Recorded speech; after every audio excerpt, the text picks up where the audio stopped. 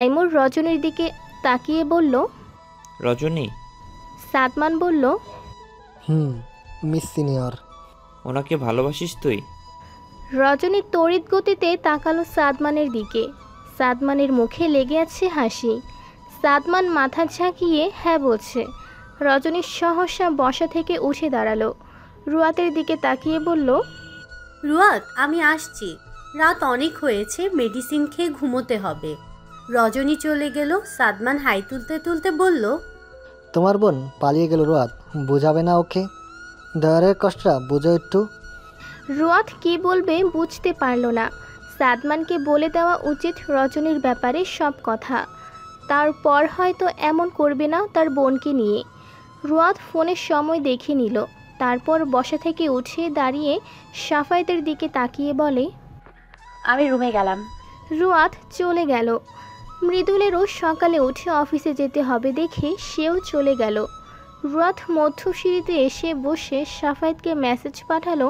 কি হলো, আপনি আসছেন না কেন? সাফায়াত টাইপ করলো, কেন? কেন মানে কি? আমি চলে আসার পরেও আপনি এখানে বসে কেন? আপনার উচিত ছিল আমার পেছন পেছনেই চলে আসা। আচ্ছা, রুমে যাও, আসছি। আমি সিঁড়িতে বসে আছি, তাড়াতাড়ি আসেন। সাফায়েত তপ্ত শ্বাস ফেলে বসা থেকে উঠে চলে আসলো। সিঁড়িতে রুয়াতকে বসে থাকতে দেখে বলল, এবার উঠো। রুয়াত বসা থেকে উঠে দাঁড়ালো। পেছনে তাকাতেই দেখে জবা হন্ত হয়ে আসছে।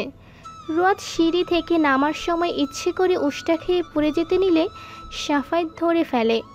ধরে ফেলার জন্য রুয়াত মনে মনে সাফায়েতকে হাজারটা গালি দেয়।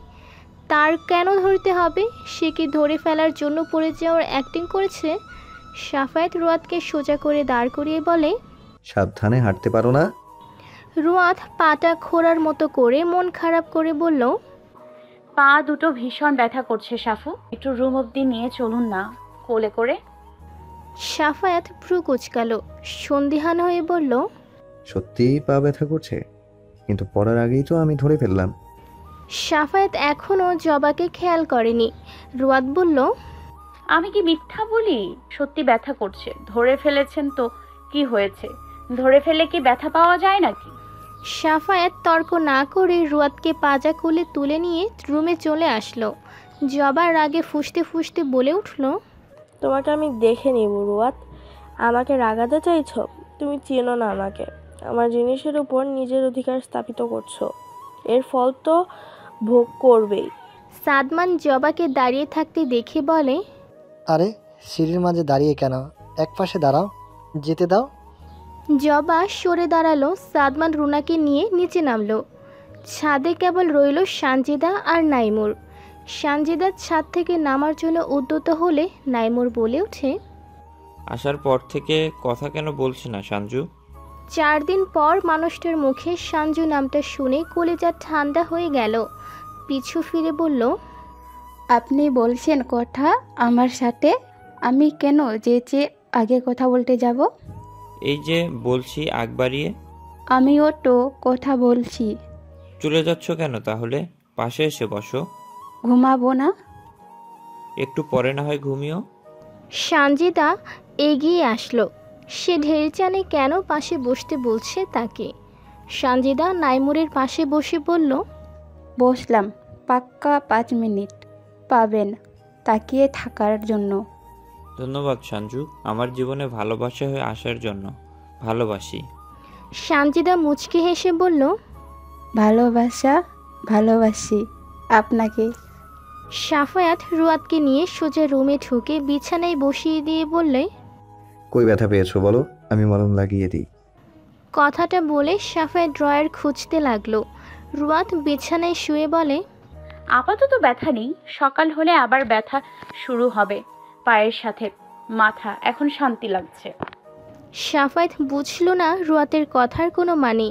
একটু আগেই বলল ব্যথা করছে পা, আর এখন বলছে ব্যথা নেই। পিনপিনে নীরবতা বাড়ি জুড়ে। সবাই ঘুমের বিভোর। শুধু ঘুমন্ত নেই রুয়াত, সাফায়াত। তারা বেরিয়েছে এই সাত সকাল গ্রামের রাস্তায়।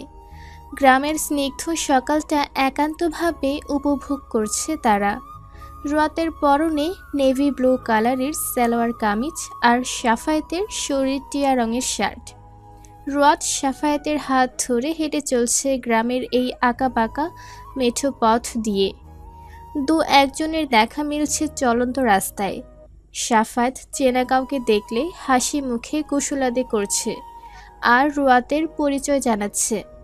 পাশের রাস্তা দিয়ে সাফায়াত তার ফুফাকে হাত ভর্তি বাজারের ব্যাগ নিয়ে হেঁটে আসতে দেখল। জবার বাবা শফিকুল সাফায়াতের দিকে এগিয়ে এসে বলল, আরে সাফু, বৌমারে নিয়ে এখানে কেন? একটু ঘুরতে বের হলাম ফুপা। আপনি এত সকালে বাজারে গিয়েছিলেন নাকি? হ, আসলে জবার আজ দেখতে আইব ছেলের বাড়ি থেকে, তো ভালো মন্দ বাজার থেকে নিয়ে আসলাম। ও, ছেলে কি করে? তোমার মতো স্কুলের মাস্টার, সরকারি স্কুলের। ভালোই তো, ছেলে ভালো হলে বিয়ে দেন। হ, এখন আসি, তাড়াতাড়ি আইয়া পড়বো বাড়ি। আমি চললাম। রুয়াত চুপচাপ এতক্ষণ কথাগুলো শুনল। হেঁটে কিছুটা দূরে আসতে একটা খোলা বিস্তার মাঠের দেখা মিলল। পুরো মাঠ ঘাসে বিস্তৃত। সাফায়েত রুয়াতকে নিয়ে এই মাঠে বসল। রুয়াত ভ্রু কুঁচকে বলল, আপনার কি খারাপ লাগতেছে? সাফায়েত বলল, খারাপ লাগবে কেন? না মানে এই যে জবার বিয়ে হয়ে যাবে শুনে। খুশির খবর শুনে খারাপ লাগতে যাবে কেন? তার মানে আপনি খুশি? অবশ্যই। খুশি কেন? আশ্চর্য, বিয়ের খবর শুনলে কে না খুশি হয়? আমি যবে শুনলাম জবা আপনাকে পছন্দ করতো। হ্যাঁ তো? আপনি করেননি কেন পছন্দ? ভালো লাগেনি তাই। ভালো কেন লাগেনি? সাফায়াত হতাশার শ্বাস ফেলল। সেটা মনি ভালো বলতে পারবে, তাকে জিজ্ঞেস করো। আমাকে আর করো না জিজ্ঞেস।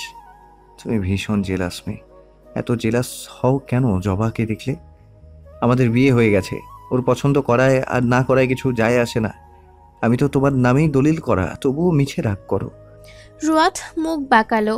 সাফায়াত সেটা দেখে বলল, মুখ বাঁকাবা না রুয়াত, ভালো দেখায় না। কি ভালো দেখায় তাহলে বলেন? বলবো? বলেন। এখানেই? হুম। ওকে, তাহলে বলছি, খারাপ ভাবে নিও না। আচ্ছা বলেন।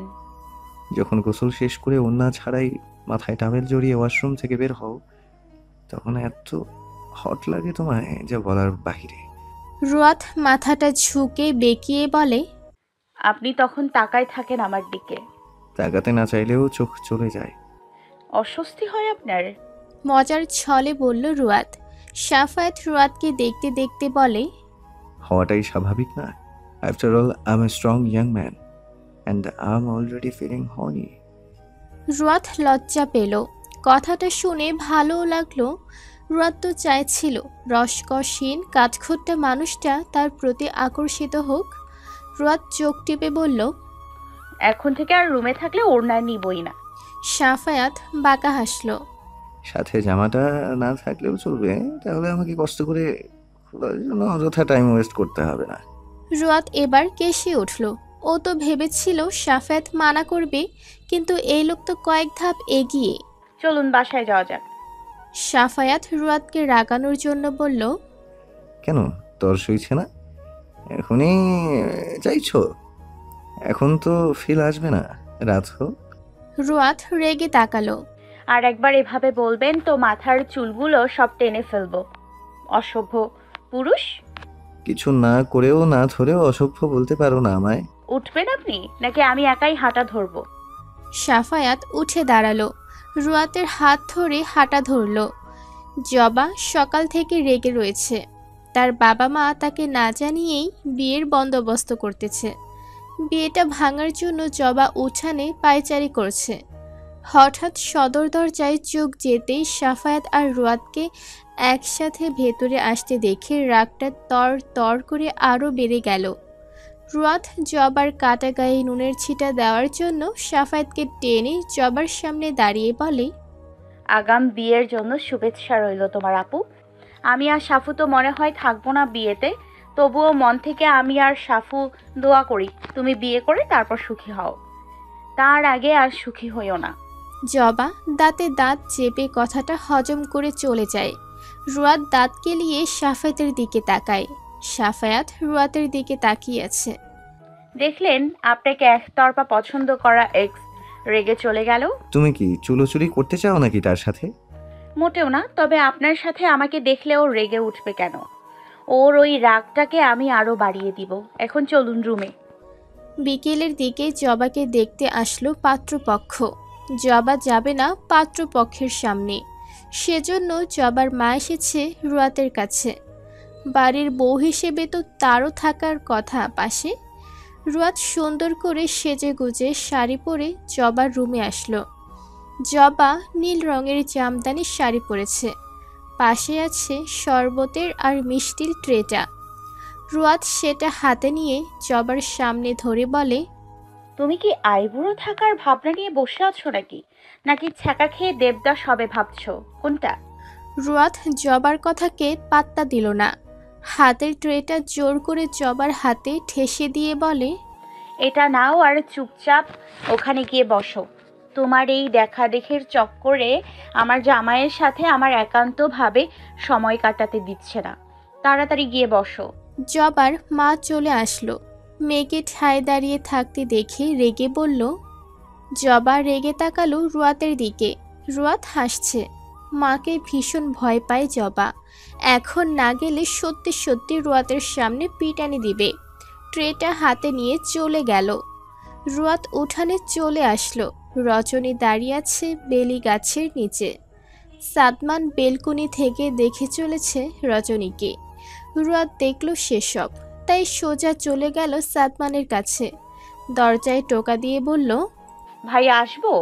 সাদমান বেলকুনি থেকে রুমে আসতে আসতে বলল, আরে রোয়াজ যে, আসো।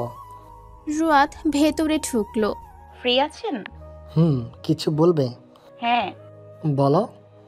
আপুকে কি সত্যি ভালোবাসেন? এতদিনে কি কিছুই বুঝুনি? অনেক কিছুই তো বুঝে নিয়েছি ভাইয়া, তবে একটা কথা বলতে চাই।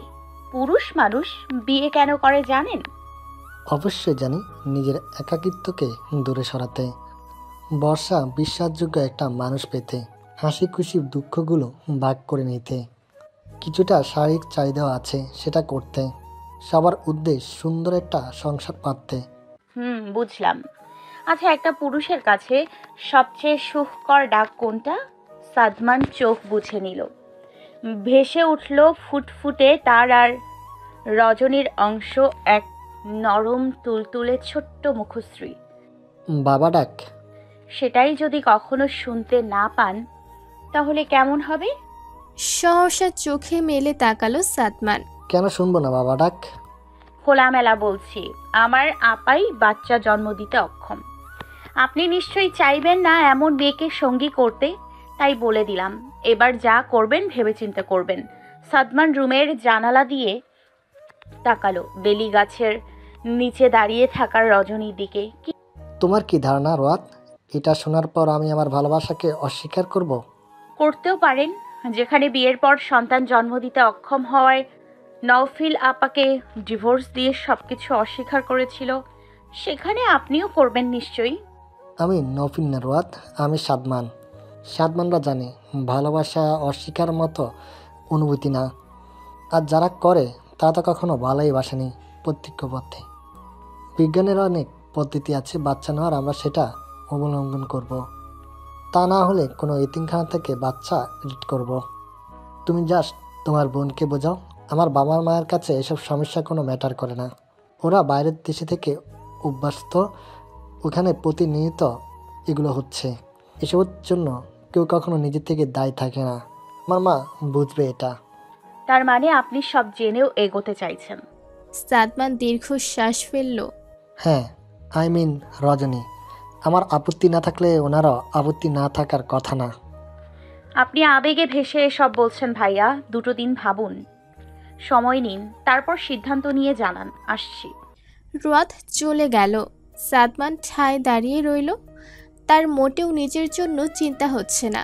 তার কেন যেন মনে হচ্ছে সে বাচ্চা ছাড়াও কাটিয়ে দিতে পারবে রজনীকে পাশে পেলে। আচ্ছা, রজনী পারবে না সাদমানের হাতটা ধরে সারা জীবন কাটিয়ে দিতে? 2 টুনাটুনির সংসার পাতবে, স্বপ্নে দেখা সেই সংসারের মতো। গধূলি বিকেলে সূর্যের রশ্মির তেজস্বী কমে কোমলতা ছড়িয়েছে চতুর্দিকে। সাফায়েতের ছোট চাচি মরিয়ম উঠানে বসে ছোট মেয়ে ময়নার মাথা থেকে উকুন আনছে।